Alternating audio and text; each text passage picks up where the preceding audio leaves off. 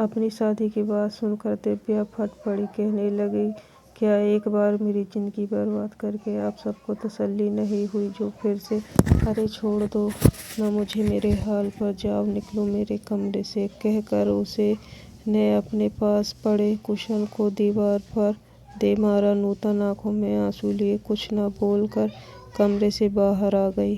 आखिर उसकी इस हालत की जिम्मेदार भी तो थी, जिसे बिना जांच पड़ताल किए सिर्फ एक लड़के की हैसियत देखकर उन्होंने अपनी इकलौती बेटी को हैवान के संग बांध दिया। यह भी न सोचा कि आखिर क्यों इतने पैसे वाले लोग एक साधारण परिवार की लड़की से अपने बेटे की शादी करना चाहते हैं।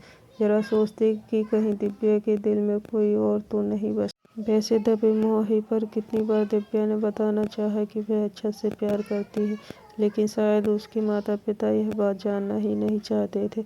अक्षत और दिव्या एक ही कॉलेज में पढ़ते थे, दोनों अंतिम वर्ष के छात्र थे।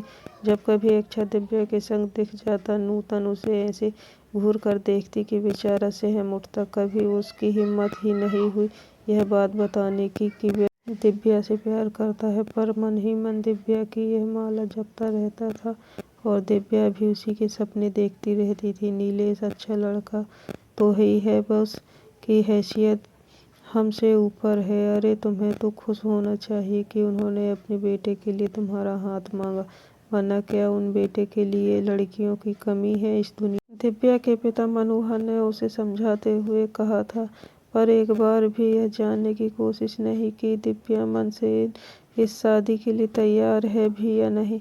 माँ बाप की मर्जी के समाज में उनकी नाक ऊंची रहे, यह सोचकर भारी मन से ही सही, पर दिव्या ने इस रिश्ते के लिए हामी भर दी।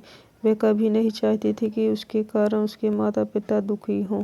वाले बहुत पैसे वाले थे, लेकिन फिर भी उन्होंने मुँह दहेज पाया। अब हमारी एक ही तो बेटी है, हमारे बाद जो भी है सब उसी का तो है, तो फिर क्या हर्ज है अभी दें या बाद में दें। यह सोचकर मनोहर और नूतन उनकी हर डिमांड पूरी करते रहे, पर उनमें संतोष नाम की चीज ही नहीं थी। अपने नाते रिश्तेदारों को वो यह कहते अघाते नहीं थे कि उनकी बेटी इतने बड़े घर में ब्याह रही है। लोग भी सुनकर कहते कि भाई मनोहर ने तो घर में अपनी बेटी का ब्याह कर गंगा नहा ली। ये दिल पर पत्थर रख दिया भी अपने प्यार को भुलाकर ससुराल चल पड़ी। विदाई के वक्त उसने देखा एक कोने में खड़ा अक्षत अपने आंसू पोंछ रहा था। ससुराल पहुंचने पर नववधू का बहुत स्वागत हुआ। छुमी सी घूंघट काढ़े हर दुल्हन की तरह वह भी अपने पति का इंतजार कर रही थी।